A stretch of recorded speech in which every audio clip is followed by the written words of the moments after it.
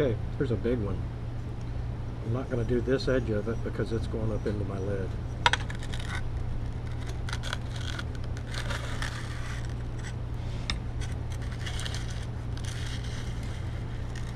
Key is making sure you keep that thing flat on the surface.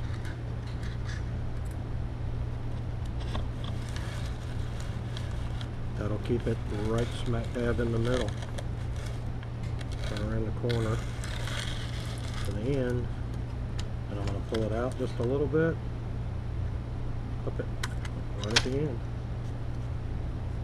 all the way around. I was going to show you my old one.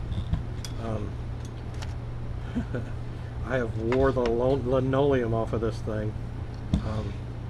So we're giving this one a new try. I did the little trick on here with the Teflon tape to make that nut stay. Have a good day.